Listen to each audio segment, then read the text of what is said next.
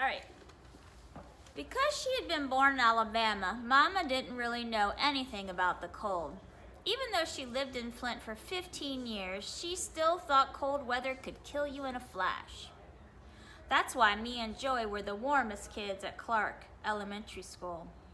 Mama wouldn't let us go out a cold winter's day unless we were wearing a couple of t-shirts, couple of sweaters, couple of jackets, and a couple of coats, plus gigantic snow pants that hung on your shoulders by suspenders, plus socks, a big black shiny rubber boots that closed with 5 metal buckles.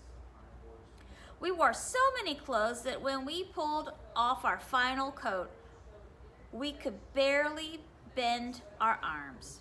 We wore so many clothes that when Byron wasn't around, the other kids said stuff like, "Here come one of those weird Watsons doing their mummy imitations." But the worst part of this was having to take all this stuff off once we got to school. It was my job to make sure Joey got out of her coats and things okay. So after I took all of my junk off, I went down to kindergarten and started working on hers. Joey usually looked like a little zombie while I peeled off the coat and jackets off of her. She got so hot inside all this stuff that when I finally got down to the last layer, she was soaking wet and kind of drowsy looking. I took her hood off and unwrapped the last scarf around her head. When the last scarf came off, there was always a real nice smell, like Joy was a little oven, and inside all these clothes, she baked up her own special perfume.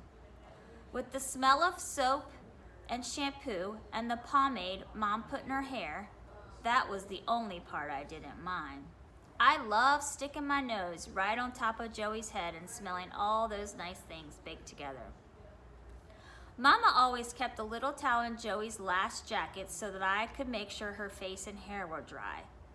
"Kenny," she said one time while I wiped the sweat from her forehead and hair, "can't you do something to stop Mommy from making us getting so hot?" I tried, Joey. Mama thinks she's protecting us from the cold. I started trying to get Joey's shoes out of her boots. Whoever invented these boots should be shot, because once the boot got a hold of your shoe, they weren't letting them go for anything. I pulled everything off Joey's foot and gave her the boot while I reached inside with my hand to tug on the shoe. We pulled and pulled, but it seemed like the harder we pulled, the harder the boot sucked the shoe back in. Maybe Byron will help make Mommy stop if we let him know how hot we get. Joey was too young to understand that Byron didn't care about anything but himself. He was kind of nice to her, though, and didn't treat her like he treated me and the other kids. We tugged and tugged, and the shoe started coming out an inch at a time. Finally, it made that funny sound like water going down the drain and slid the boot right out. Phew! I tied Joey's shoes back on her feet and used the towel to wipe her own forehead. My own forehead. I couldn't wait until I was old enough not to listen to what Mama told me. The next morning, Mama was burying Joey in all her clothes again. Joey was doing the usual whining and complaining. "Mama, can't I just wear one jacket? I just get too hot. And besides, when I wear all this junk, I'm the laughing stock of the morning kindergarten." Mama's hand came up to cover her mouth, but she got serious when she said, "Joey, I don't want you to be the laughing sock, but I don't want you catching a cold. You got to keep bundled up out there. It's colder than you think. This cold is very dangerous. People die in it all the time." Joey pouted and said, "Well, if they die in it all the time, how come we don't see any frozen people when we go to school?" Mama gave Joey a funny look and pulled her hood. "What, Nate?" My computer I keep losing connection, so I can't hear the story because it keeps making me lose. I'm gonna play it on my video for you, on my Google Classroom, okay? Okay. "Sweetheart, do what Mommy says. It's better to be warm than too cold." Joey whined a little more while Mama put her boots on her. Me and Joey and Byron went outside and waited on the porch. He was trying to look cool, but I said to him anyway, "Man, I hate taking all that stuff off Joey when I get to school. She whines and cries the whole time." I stood next to him and looked at him sideways. "Seems like you got a real bad memory. Who you think take all your stuff off your little behind all these years? What goes around, goes around." I was surprised he said anything, since Byron thought it was cool not to answer stuff when someone younger than him said it. But he wasn't being completely nice. When I was talking, he kept moving around, so if I had to look at him sideways, I would have to move too. It must have looked like we were doing some kind of square dance, with me moving around like one foot was nailed to the porch. Yeah, but I didn't cry and whine. Byron kept circling me and put his hand behind his ear. "What? I know you didn't say what I just think you said. You were the cryingest little clown there ever was." With Byron walking around me like that, we must have looked like we were in the Wild West, and I was the wagon train and Byron was the Indians circling, waiting to attack. Byron changed directions and started going around the other way.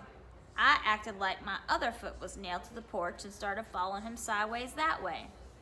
I knew there wasn't much point in saying a whole bunch more to him, so I mostly said to myself, "Man, I hate listening to Joey whining when I take all that junk off her to school." "Well, listen here," he said. "I'm going to help you out.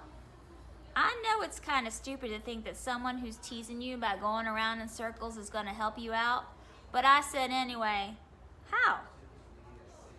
He kept going round and around. I bet we looked like the solar system, with me being the sun and Byron being the orbiting Earth.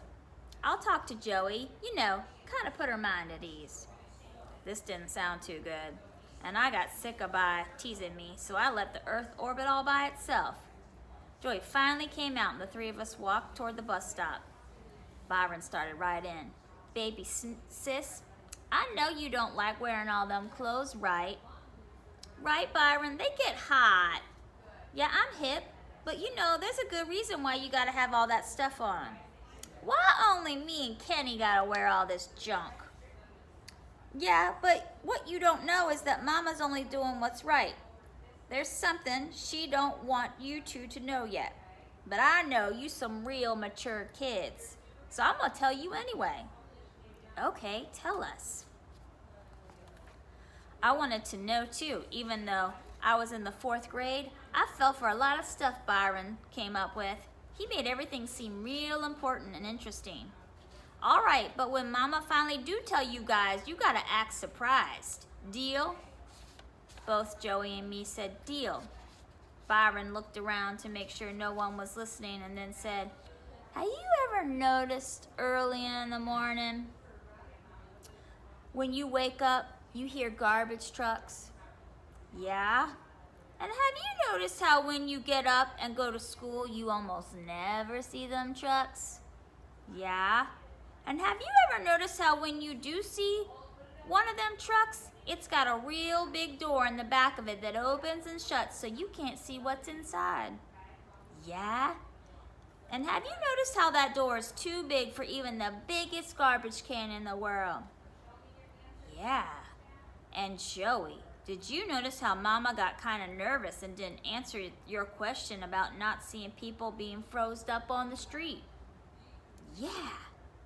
Byron looked around and made us get real close to him. "Okay, now this is the part you're going to have to look surprised at when Mama tells you about it. But before I tell you, we're going to practice looking surprised so I don't get in trouble for letting you know, okay?" "Yeah. Kenny, you first." I made my eyes get real big and threw my mouth open. "Not bad, but try it with some sound." I made my eyes get real big, threw my mouth open, and said, "What the?" "Perfect. Baby sis, it's your turn." Joey did exactly what I did. "That's good, but I think we need some action. Do all that stuff and throw your arms up like you just heard some real shocking stuff." "What the?" "We did. Cool. Now do it together. 3 times, go." Me and Joey did it 3 times, and then Byron said, "Listen real careful.